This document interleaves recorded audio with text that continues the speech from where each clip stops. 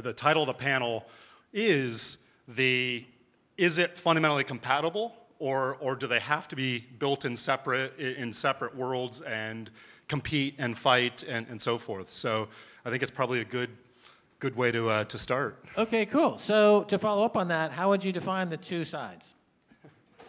I think you have the existing financial system, and by the way, I'll probably argue both sides a lot. I think there's a lot of crypto simplicity of how the financial system works.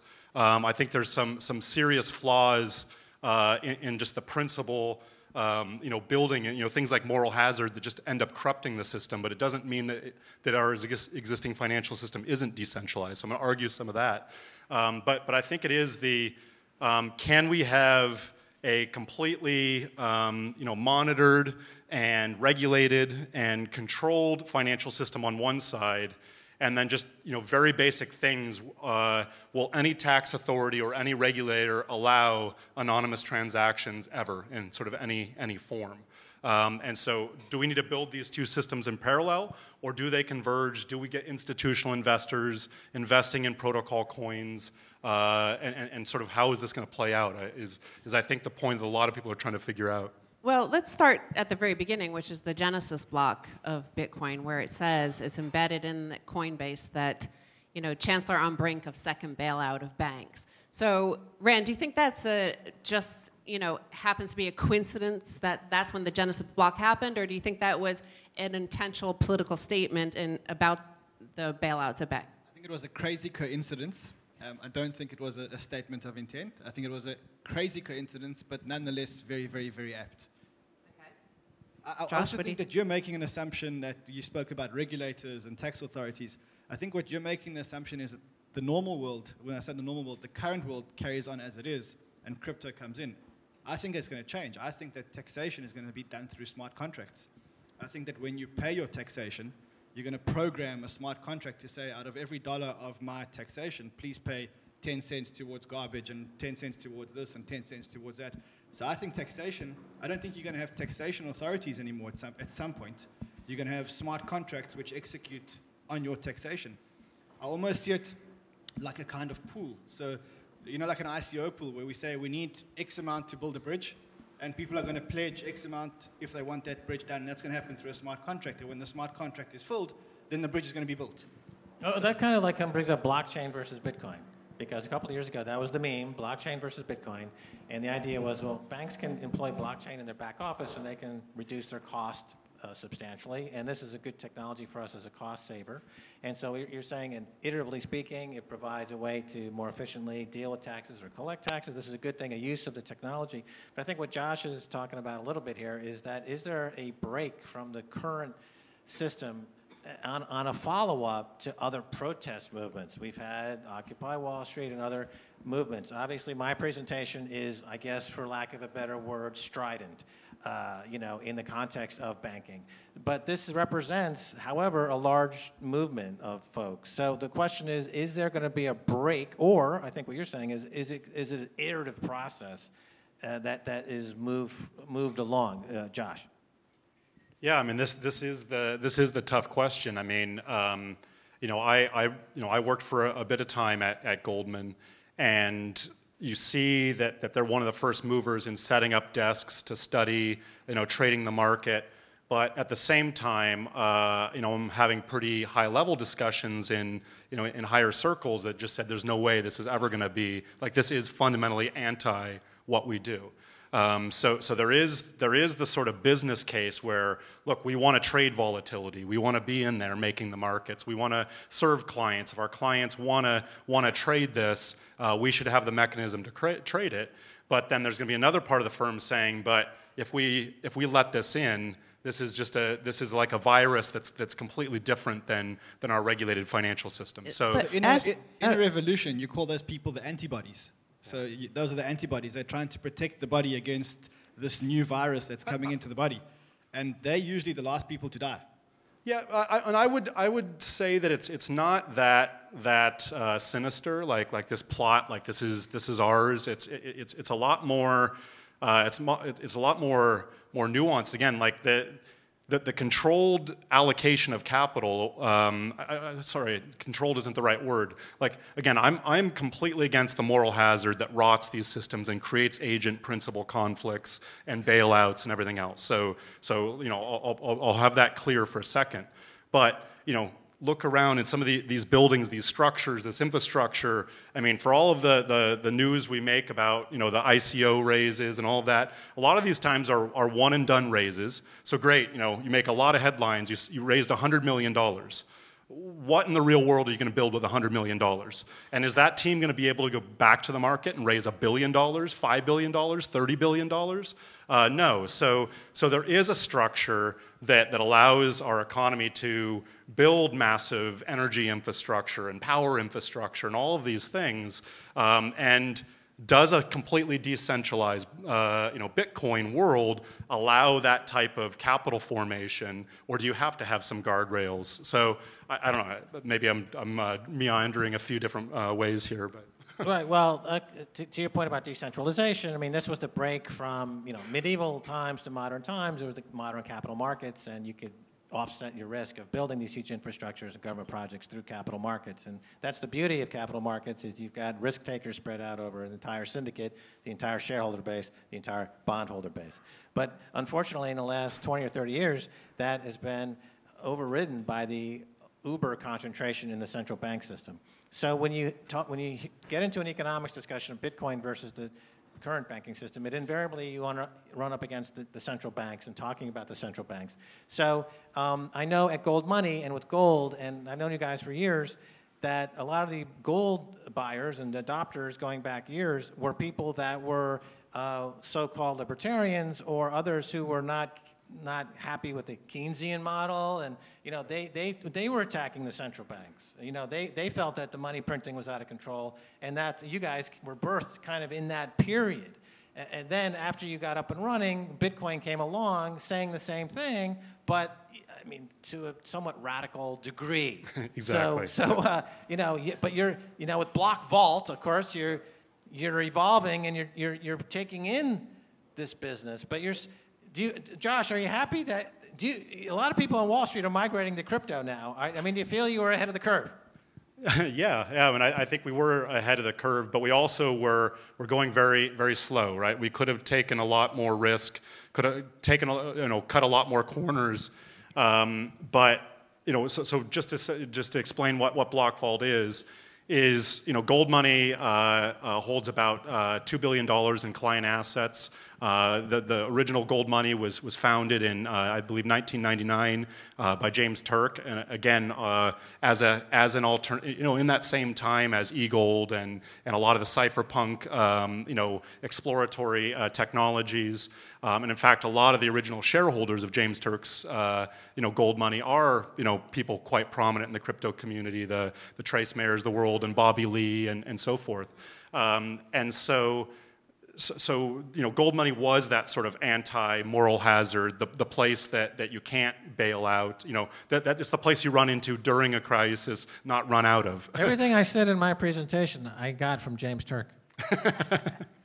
That's not true. But the point on Block Vault is what our next step is there was a thesis, it was actually about this time last year, Mike Novgorod's and a number of prominent sort of old financial system that sort of come into crypto, and had this thesis that now institutional capital is coming in. There's going to be this great wave that's going to just reset all of crypto to a higher price. And as a lot of things happens on Wall Street, the reflexivity created that exact event. After I started hearing it then you start hearing it from people, John Burbank and Kyle Bass and people on the West Coast. All of a sudden, it sort of became a self-fulfilling prophecy.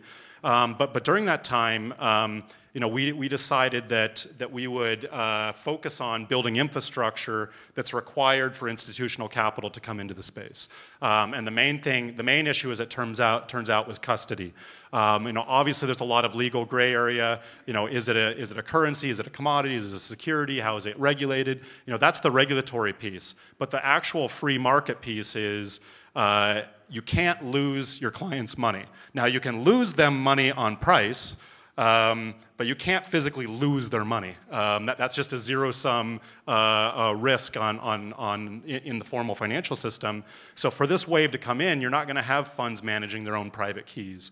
You're not going to have that risk of permanently losing the assets. So they needed an insured, audited custodian that was third-party and separated from the conflicts of the exchange, separated from the conflicts of the dealers, so that they were just a custody. So that's what Blockfold is we're launching the first fully insured, fully audited custodian for digital assets. And we thought that was a major piece of infrastructure to get formal financial system into the space. The analogy that I always use about institutional investors is that we sent out the invitations to the party, but we weren't ready to host the party yet. So we sent out these invitations and we said, come and play with us, come into our world, there's amazing returns here, there's this new asset class. But we don't have any of the tools required for the institutions to trade this. And now I see it happening again. We're talking about securities tokens. This big hype about securities tokens going to take over the world in 2018. Where are you going to Some polymath friends up there. Yeah, I mean, I'll give you just one example of a few examples of why I think that this whole rush for securities tokens and institutions.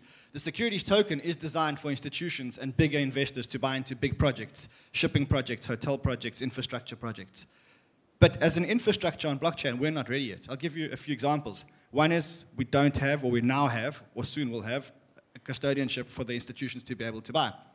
But the way we write smart contracts, we're also not mature enough in the way we write smart contracts. Here's an example.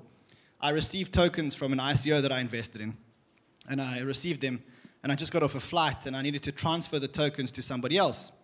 By mistake, I sent the tokens back to the smart contract, which sent them to me. It wasn't such a big panic. I phoned the ICO team, the team that ran the ICO, and I said, look, I've made a mistake. I sent the contract back to the smart contract, which sent them to me, instead of into somebody else's wallet. They said, look, the way we wrote the smart contract, it's full and final, and unfortunately those tokens, there's no provision in the smart contract which allows for tokens to be paid back, so we can't redeem them and those tokens are gone. Now, that was over $1 million worth of tokens. And the way the smart contract was written, it was obviously written by someone who wasn't very experienced, and he made no provision for being able to open up the smart contract and remove tokens that were inserted. Now, what happens if that had to happen to a pension fund or a institutional investor? So that just shows that we're not ready to take on this institutional money. Well, most institutional investors want some equity. They don't like to give contributions or donations to projects like Tezos. They're a little bit smarter than that. But also, I want to ask, we're asking, is there common ground? Wall Street is kind of involved through the futures contracts. Max had been saying this for years, is that once futures are available in Bitcoin, that this is going to show some maturity in the industry. Is cash settled, but Josh, what do you think of this contract so far? Yeah, so the existing contract still doesn't have any volume compared to traditional futures markets in most asset classes, and there's a couple reasons. One of them is again, I think sometimes we simplify the financial system as sort of the buy or the sell side and the banks and the bank traders and the hedge funds, but that's still just a fraction of the financial system. They're mostly executing trades for much bigger clients, industrials, like you said, pension funds, other institutions. And these funds aren't looking at trading it at all. It's the people that are hungry for volatility that are trading it. They're trading it because as the central banks just completely just printed trillions upon trillions of dollars and suppressed the volatility in all markets, the people that live and die by that being the best in those volatile markets, they had a very tough time. So they got attracted to the volatility. They don't care what it is. They just want to trade volatility. This market needs to be developed before institutional investors can ever get involved. Exactly. And so, sorry, again, I got off tracks. so first off, there's the what are they trading, and the second is the actual contract of what they're trading. And the actual contract that they're trading is not an underlying Bitcoin. It's a cash settlement contract. It's a cash settlement contract with a reference price on an exchange that could be manipulated because it's not very liquid. So it's very hard to trade a future against an exchange that you can't control or get your money out of the banking account in any meaningful, any quick time, because they're not using tier 1 banks and everything else, right? So again, we're still not there. The futures contract was a start, but it's not a real liquid contract. And so they need things like custodianship. They need actual Bitcoins to settle more like a commodity. And when that happens, and again, that's something we're trying to build and work on, or work with people by having the custodial piece, I think you will see more volume. But then the question again is, who will actually need it and trade it other than the volatility traders? So now that brings me to a question for Max, because Max invented the virtual specialist technology, market making technology. What about the indexes that are basically pricing these contracts? So what about as well the South Korean regulators showed up at some South Korean exchange. They're wanting to know what their liquidity, how they're pricing the Bitcoin, what the exchanges are like. So what about the underlying market making technology of these exchanges like Kraken, like Coinbase? Well, they all have the common mother of Mt. Gox, and they haven't really evolved much since then. The price discovery mechanism in all these exchanges is opaque and shoddy, and there's no... So there's common ground for Wall Street sorts to come in and provide... Well, there's Bancor, which is not that. There is a new pricing mechanism, which is not that, which is, I think, much smarter than that. Yeah, Bancor has... If more people went into a Bancor type system... Yeah, well, they have... Yeah, sure. Oh, hello, here, there's Bancor. Yeah, okay. But the huge volume of business is there. So that's why... Damn it, why hijacking my answer, Rand? Stop that! So I have a question. So... You know, listening to you guys, you sound so reasonable and well thought and educated and whatnot. And so why do you think that people like Roubini and Warren Buffett, why are they reacting in this way? Why are they so ballistic? Why are they like their faces melting off? What's going on there? I must say, I've spent some time with Roubini, and I'm going to host him on my show. We're going to do a debate. And he's not wrong. He's actually very right. If you listen to his points are quite correct. He argues that we don't need everything to be decentralized. And I think that's a very smart point. We are trying to use the blockchain to do things which we shouldn't use the blockchain for. Not everything needs to be decentralized. In fact, I think some things that are decentralized will eventually become centralized again, like financial services. Because for me and you, and maybe you, a decentralized financial service system works. But for the masses, they may need some kind of governance and control, which eventually will come back to some kind of point of centralization.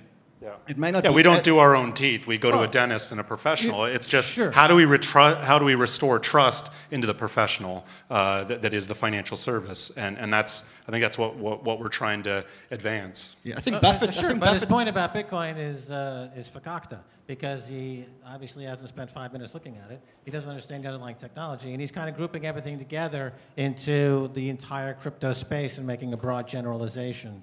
He feels threatened in some way, as does Warren Buffett, as does Paul Krugman. So why do they feel threatened? Is it because they're establishment wonks? Is it because they have run out of intellectual brain cells to fire? They're out of time? It's past their time? Is it like a famous scientist said, that the new science is adopted one funeral at a time? Do we have to wait for Krugman and Roubini to die before we can move on? Why are they so resistant? Well, I think they are incentivized to be resistant. I mean, if you come back to what I believe is the core problem in the financial system, it's the embedded logic of moral hazard. Like it's not like moral hazard is this gray area. We need to have macroprudential regulations around it. Like it is the absolute seed of fiat banking is moral hazard.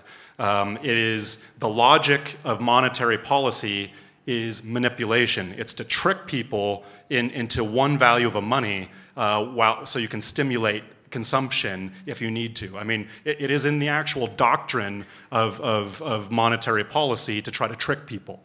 So that moral hazard means that at some point that catches up with you. At some point there becomes an issue between liquidity and solvency, where things are fundamentally insolvent and they get bailed out anyways. And so that is a problem that's in there. And if you look at Warren Buffett, where does he fund all of these oligopolies? It's by having the float. He gets to control the base float in the entire financial system through his insurance companies, which allows him to have an inflationary and capital advantage on everybody else in the system, which is a very good position to have. You don't want to lose that position. You'd like to write the bank, the Goldman Sachs, the bond in the financial crisis, and Wells Fargo. That's a great position to have by being the very bottom of or top of the stack, bottom of the capital structure. Hates gold. He always hates gold as well. Yeah. He has the most to lose. He has the most to lose. Right. The guy with the most chips on the old table has the most to lose. So Rand, you're in the space really over there with your show, Crypto Trader, and it's kind of like typical CNBC programming, which is driven by like Jim Cramer, which is trade, a bit of a circus act that he does over there to get people to trade. And when you're talking about ICOs and tokens and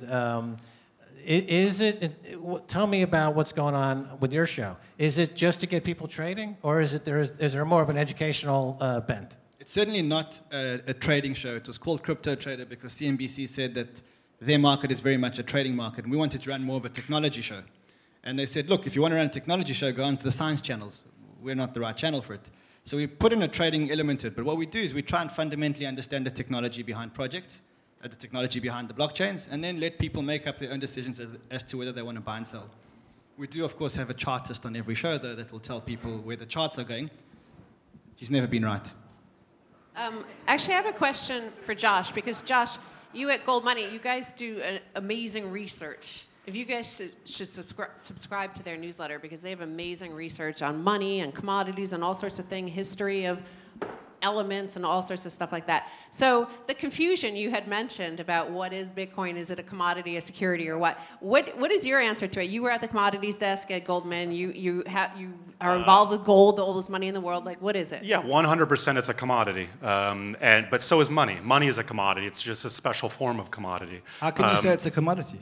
Because it's a bearer asset. A bearer asset, it's an asset that has no liability attached to it. It's fundamentally created, obviously, through a proof of work, just like gold is created through a proof of work or any other commodity, and the bearer owns the title. I mean, there is no liability. If you look at currency, most of currency is created, and again, this is where maybe crypto takes it a little bit to a naive extreme, that it's completely created out of thin air. Most of the money in the financial system is created out of land and real estate, backing, taking loans and mortgages out of that real estate. Now, again, it's designed that real estate is always inflating, but it is backed by real estate, and a lot of it is backed by the energy trade and so forth. So, but a currency is a liability. It's fundamentally debt against those assets. That's what circulates as money in a fiat currency system. But unlike that, gold or Bitcoin actually has a tangible proof of work, and the owner owns the full title without being a liability somewhere else in the system. That's why I say it's fundamentally a commodity rather than a currency or a security. A security, again, has a liability. What's your prospectus? What are your risks? What are you actually trying to say in your security? What is your contract, essentially? But Bitcoin's not a contract. It's a proof of work. So the IRS got that one right. I think so. Yeah. I think so. And so the common ground, of course, the big banks on Wall Street did spend a lot of time on studying blockchain, and there were a lot of headlines like 2 years ago that were, we like blockchain, not Bitcoin. Is it your feeling that they researched it with R3 and did a lot of research and realized actually you can't extract the Bitcoin from the blockchain? I think they like the idea of private blockchains. Yes. I don't think they like the idea of what we call a blockchain. I think when we talk about a blockchain, we talk about a decentralized public blockchain. And I think that they don't like at all. They'll never like that. They like the idea of controlling their own blockchain, having 5 machines around the office and running a blockchain. Well, they could just run a database. What's your feeling? Yeah, so I think that a distributed private blockchain can work while things are, generally okay in the system. But the problem is the extremes. So if it's not permissionless, if it's not immutable, if it's not censorship resistance, you've got this consortium of banks, and again, like 90% of the time, they're all getting along because they're all making money in a pseudo oligopoly, and they're doing great. all of a sudden one of them fails, they're not doing great anymore, and the system is vulnerable. Who's attacking? It becomes a survival of the fittest, and sometimes they bail out their banker friends, sometimes they let them die. Sometimes you become a treasury secretary, and then you get to pick. But the system gets very it's at the extremes that it matters, and at the extremes, none of those private blockchains that we've seen so far are going to be censorship resistant, and can you deal with them when you can't trust your other counterparties? Banks don't want censorship resistant. Banks want to be able to go back and change their transactions. There's a company, I'm not going to mention names, but what they do is they provide auditing software on the blockchain for hedge funds and banks. And the banks don't want to implement it. It's very obvious why. Because they can't go back and change the transactions if something is wrong. Makes perfect sense. And your experience with regulators, I'm assuming you have a lot of experience with regulators being are we still filming?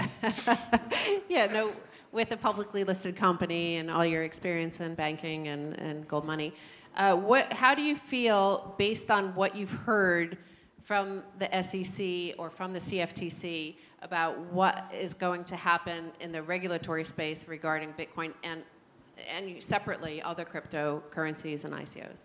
Honestly, they don't know. It's just still so difficult, and some people take it as like it's just a travesty that 5 years in that they still haven't been able to make a decision. But it really is fundamentally that difficult. I actually think we've engaged regulators for, I guess it's going on 4 or 5 years now, and at the end of the day, I think most of them at that sort of trying to follow the letter of the law, and it just doesn't fit any bucket. It really doesn't. And so I think there has been a lot of success with a lot of groups, going in and call it lobbying or presenting another alternative. I think they are open to. Look, there's a lot of regulators on the world, so let's but in general, if it fits the law and it can be seen as there's some hard guardrails like know your customer and anti-money laundering that are not going to go away. That there's no way that they're not going to go away. So if you kind of put those guardrails in place as immutable. Well, what about the brain drain? So in other words, Shapeshift, they didn't like regulators in New York, so they left. And Bitcoin's a global phenomenon, and various jurisdictions are competing to be the Shangri-La or Switzerland of Bitcoin. And it's very portable. People can go there. If they don't like the regulations in the U.S., they'll leave, and they'll go somewhere else. So, the leverage is on the customer, which it's not on the institution in this Bitcoin space, which is frightening for the institutions because they are used to having all the leverage.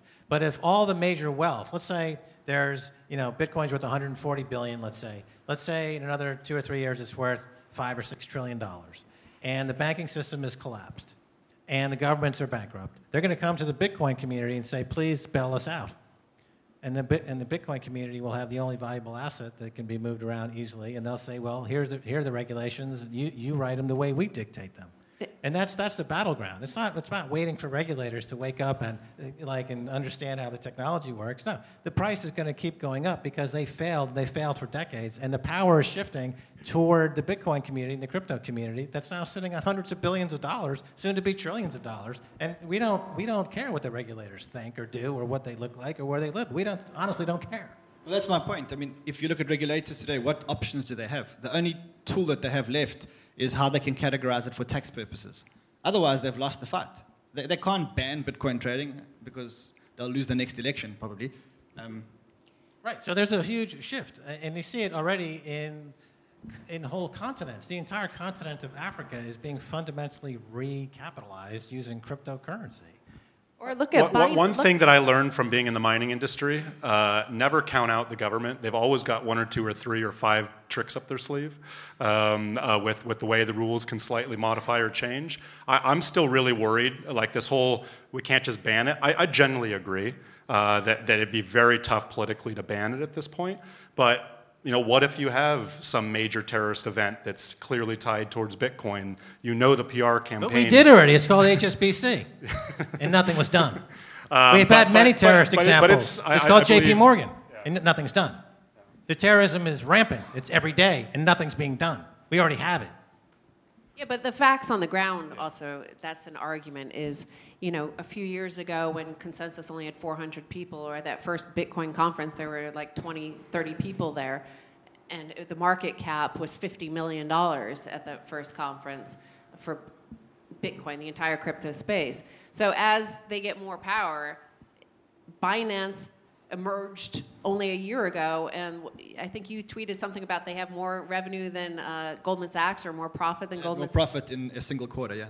In a single quarter than Goldman Sachs. So that, of course, gives them power to start to basically, hire the Michael Cohens of the world and pay some friend of the president $100,000 a month. No, absolutely. The capital in this space is extremely important, and is creating resiliency that it's tough to get it back out for sure. I think we must have perspective though. The entire market cap of crypto is today $400 billion, which means that real fiat money that's actually flowed into cryptocurrency is probably no more than $100 billion. It's a non-existent market in the world financial system. We're talking about $100 billion of capital, maybe even less. But it's compounding at 1% a day. Yeah. Okay, it's growing like an app, right? So it's exponential growth.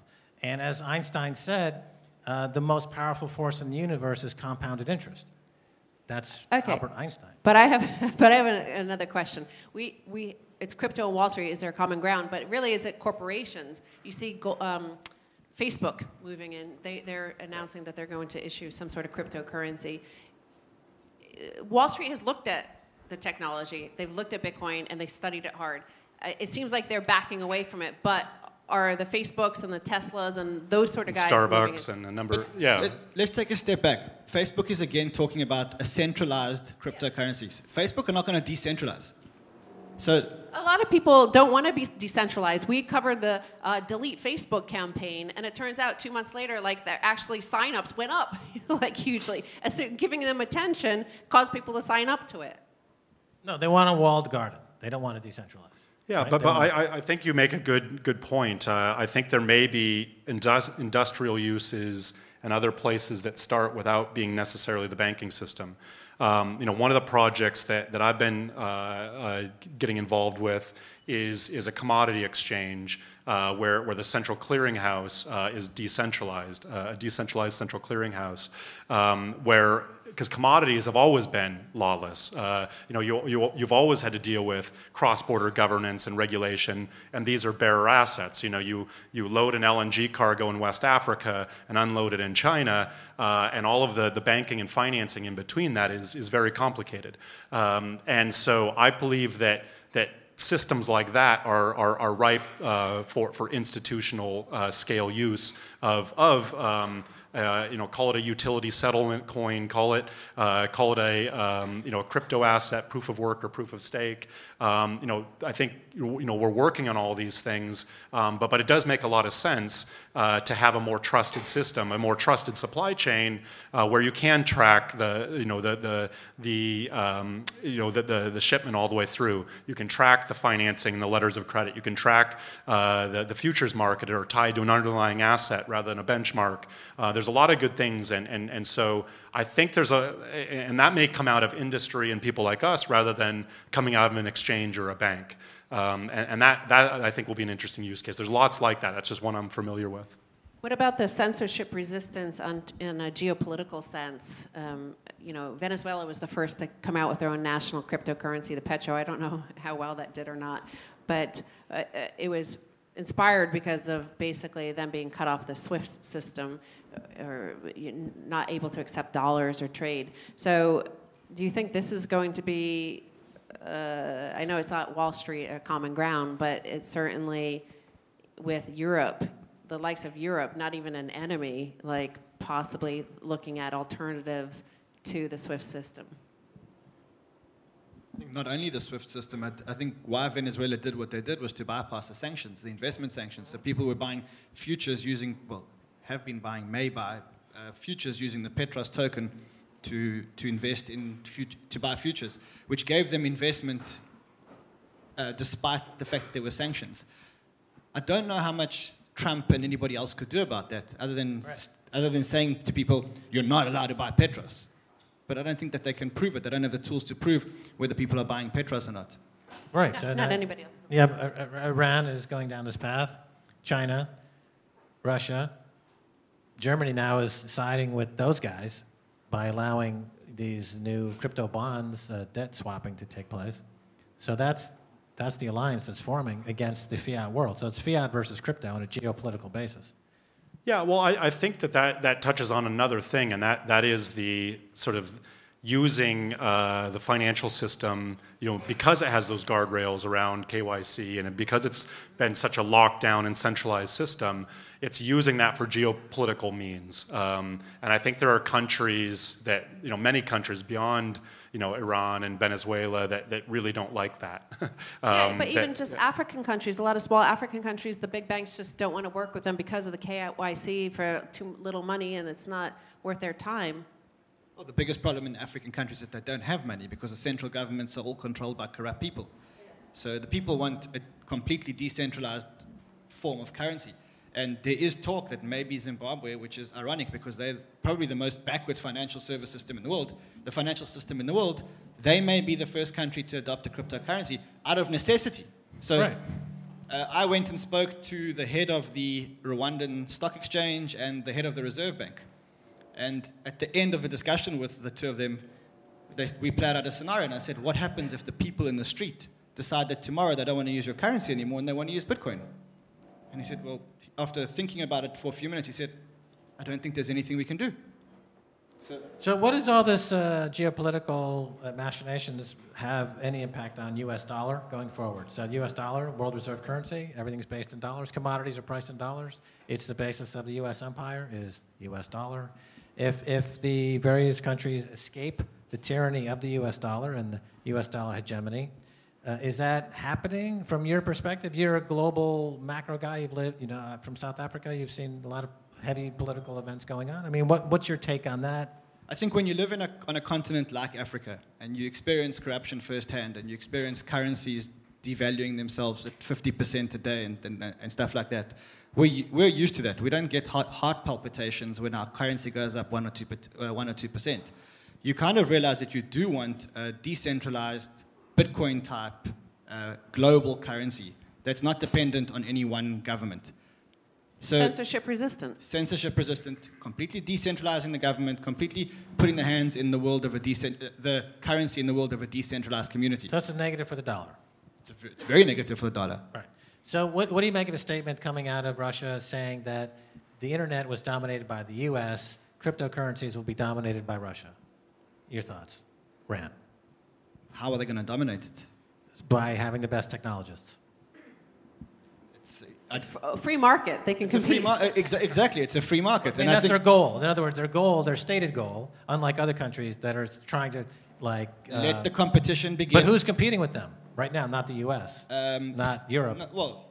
Singapore, Estonia, not the U.S. The U.S. has been very slow to regulate here, and I think it's going to be a fatal flaw because they're even losing people to Puerto Rico, which is a territory of the United States, because they've been too slow to regulate. I think the countries which are going to win, like a Sputnik moment. It's a Sputnik all over again. They're saying we're going to be the first in crypto space with dominate, and then it's up to the U.S. to play catch up or not. Forget it. I spent time in Japan and I spent time in Korea. In Korea, they're unregulated but more favorable, and in Japan, it's open market with cryptocurrency and it's very favorable. When you forget about what you hear in the news or what you read in Western media. When you go there and you're on the ground in Japan and in Korea, you realize that the US is very badly behind in this race. And the longer they take to regulate favorably towards cryptocurrencies, the more they're losing. And it's a serious loss. Because in Japan, when you walk around, there are Bitcoin billboards. There are stores everywhere that accept Bitcoin. Bitcoin is not a taboo thing. It's something that everybody's using. In Korea as well. In Korea, they adopt technology much quicker, or certainly they've adopted this technology much quicker. But these are facts on the ground, Josh, that we were saying is once a major terrorist attack is financed by Bitcoin, once it's part of the fabric of the global financial system, it's hard to dismantle it without causing chaos. Look at with interest rates rising in the United States, and look at the chaos happening in Argentina, Mexico, and Brazil, and Turkey with their currencies. No, absolutely. As I've said a few times, the test is when you get into it's not when things are generally going okay, it's when things go bad and what I think is the most amazing thing that is happening, I've said this, before on a podcast once, I mean, if we get a 2008 style event again in the next couple years, there will be no political mandate to bail out banks. That there just won't be. There will be riots on the street. That was a one-time thing. So I guess what I'm always fascinated in is we're building this sort of decentralized resiliency that can keep the world moving and trading and generally trying to cooperate. So, but the question is, does it come together, or is it like we're building a backup bridge somewhere, and when it's ready, you turn on the generator? I don't know if they will converge, or if they're just, if we're just building our own sort of resiliency for the inevitable next crash. So I think that the next time that there is a next crash is going to be the best day in the world for cryptocurrency, providing it doesn't come very soon. Because we need time to build the infrastructure. We're not ready for the masses to put their money into us. I think the best thing that can happen to us is that it happens in an isolated country. So another Argentina. Because if Argentina happens again, and the Argentinians bail towards Bitcoin or cryptocurrency, and the rest of the world say, hold on a second, Argentina failed, small country, not really big enough to damage the world economy. And oh wow, people are using cryptocurrency, decentralized currency, and it's working. Hold on, this thing might work. Yeah, no, absolutely, and that's why we're building infrastructure. Because why not? I mean, I don't want to take us to a pessimistic, gold bug route here, but no, I do think we have some serious flaws in monetary theory. You have all these central banks retiring when they only did half of the job. Now they're all leaving, patting themselves on the back that they fixed the economy. No, shale gas fixed the economy. Engineers and decentralized economy fixed the economy, not the banks. And they only did half the job. They printed the money. They haven't retracted it yet, which is the harder half of the job. And they're already, patting themselves on the back. So the next energy crisis, the next time energy prices start going up, and you have a feedback loop. So again, they also have this simplistic view that now inflation is gone forever. You start getting into like new money theory and all these things that are now propping up in the like Bernie Sanders campaign. No more interest rates, no more forward bond sales. We're just going to keep the interest rate at zero forever and sell 3-month paper because they'll always buy it. And you just see these crazy views of money. But no, when energy prices fundamentally start rising again, because they've been falling for most of the last 5 years, and they've started.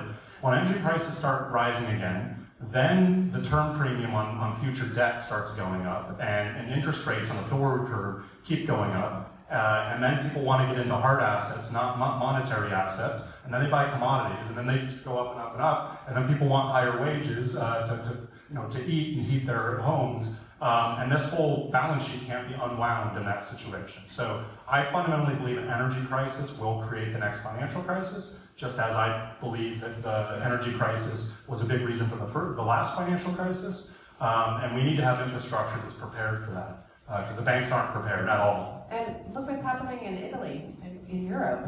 You see they're talking about a parallel currency there. All the major parties there were talking about it, and now the Five-Star Movement and Northern League are discussing right now their deal for a partnership is having a parallel currency. So this could be part of like this taking apart the euro and an exit from the euro. As I said to Nouriel Roubini, I said I can't have a serious discussion with an Italian about a future currency, about any currency. Okay. Should we take some questions from the audience? All right, good idea. Sorry, everyone's been very good listening to me. Should I go around with this? I'll go around with the mic.